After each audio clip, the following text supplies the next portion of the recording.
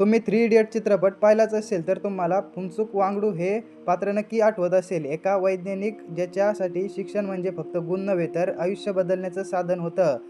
पण तुम्हाला माहीत आहे का, हे पात्र पूर्णपणे काल्पनिक नव्हतं. त्यामागे एका खऱ्या भारतीयाची प्रेरणा होती.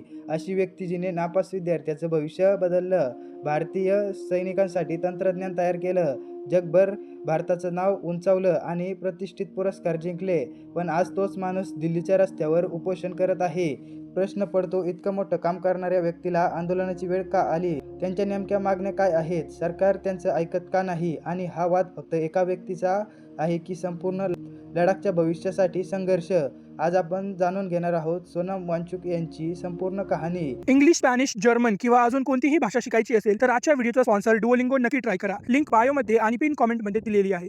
सोनम वांगचुक यांचा जन्म 1 सप्टेंबर 1966 रोजी लडाखमधील एका छोट्याशा गावात झाला. त्या काळी लडाखमध्ये शिक्षणाची अवस्था अत्यंत वाईट होती. त्यांची मातृभाषा लडाखी होती, पण शाळांमध्ये शिक्षण उर्दूमध्ये दिलं जात होतं. लहान मुलांना शिकवली जाणारी भाषाच समजत नव्हती. यामुळे हजारो विद्यार्थी नापास होत होते. लोकांना वाटायचं मुलं कमी बुद्धिमान आहेत. पण सोनम वांगचुक यांनी ओळखलं की दोष विद्यार्थ्यांमध्ये नसून शिक्षण व्यवस्थेत आहे. त्यानंतर त्यांनी श्रीनगर आणि दिल्लीमध्ये शिक्षण पूर्ण केलं. चांगली नोकरी करण्याऐवजी त्यांनी लडाखमध्ये परतण्याचा निर्णय घेतला, कारण त्यांना पैसा कमवायचा नव्हता, त्यांना शिक्षण बदलायचं होतं. 1988 मध्ये शिक्षणात क्रांती. 1988 मध्ये त्यांनी काही मित्रांसोबत student educational and cultural movement of Ladakh ही संस्था सुरू केली. या संस्थेचं उद्दिष्ट नापास विद्यार्थ्यांना पुन्हा उभं करणं. इथे पुस्तकांपेक्षा प्रात्यक्षिक कामाला जास्त महत्त्व दिलं जायचं.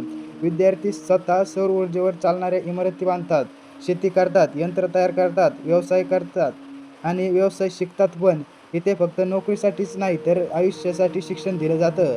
हजारो विद्यार्थ्यांनी इथे नवीन आयुष्य सुरू केलं आहे. 2009 मध्ये आलेल्या थ्री इडियट्स चित्रपटातील फुन्सुक वांगडू हे पात्र मोठ्या प्रमाणात सोनम वांगचुक यांच्या कार्यातून प्रेरित असल्याचं मानलं जातं. यानंतर जगभर त्यांची चर्चा सुरू झाली, पण ते इथेच थांबले नाही. त्यांनी आईस टुप्पा नावाचं तंत्रज्ञान विकसित केलं. हिवाळ्यातील अतिरिक्त पाणी मोठ्या बर्फाच्या मनोऱ्यामध्ये साठवून उन्हाळ्यात शेतीसाठी वापरलं जायची ही कल्पना जगभर गाजवली. भारतीय सैनिकांसाठी त्यांनी सौर ऊर्जेवर चालणाऱ्या प्रणाली विकसित केल्या. त्यांच्या कार्याबद्दल त्यांना मोठमोठे पुरस्काराने गौरव करण्यात आलं. हे आंदोलन का? आता सर्वात महत्त्वाचा प्रश्न, इतकं मोठं काम करणारा माणूस आंदोलन का करतोय? यासाठी आपल्याला 2019 मध्ये जावं लागेल. 5 ऑगस्ट 2019 रोजी जम्मू काश्मीरचं पुनर्गठबंधन करण्यात आलं. कलम 370 हटवण्यात गेलं आणि लडाखला केंद्रशासित प्रदेशात दर्जा मिळाला. सुरुवातीला अनेकांनी याचं स्वागत केलं, पण काही वर्षांनी स्थानिक लोकांची चिंता वाढू लागली. त्यांना वाटू लागलं की त्यांची जमीन, त्यांची संस्कृती, त्यांचा रोजगार आणि पर्यावरण धोक्यात येऊ शकतं. याच कारणासाठी सोनम वांगचुक पुढे आले. त्यांच्या मागण्या काय आहेत? त्यांच्या प्रमुख मागण्या अशा आहेत: लडाखच्या संविधानाच्या 6व्या अनुसूचीचं संरक्षण मिळावं, स्थानिकांच्या जमिनीचं संरक्षण व्हावं, रोजगारात स्थानिकांना प्राधान्य मिळावं, लडाखच्या नाजूक पर्यावरणाचं संरक्षण व्हावं, लोकांना निर्णय प्रक्रियेत अधिक अधिकार मिळावेत.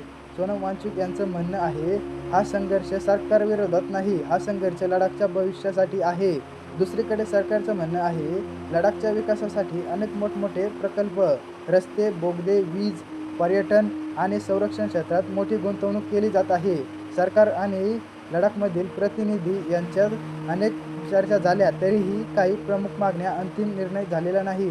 यामुळे आंदोलन सुरूच राहिलं. सोनम वांगचुक यांच्याशी प्रत्येकजण सहमतच असेल असं नाही.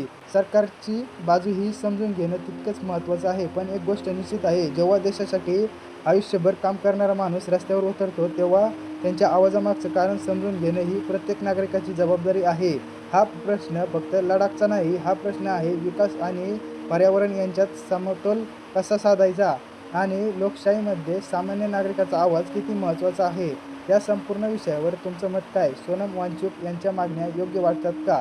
ही सरकारची भूमिका योग्य आहे? तुमचं मत कमेंटमध्ये नक्कीच सांगा आणि अशाच सखोल माहितीपूर्ण व्हिडिओसाठी चॅनलला सबस्क्राईब करायला विसरू नका. धन्यवाद.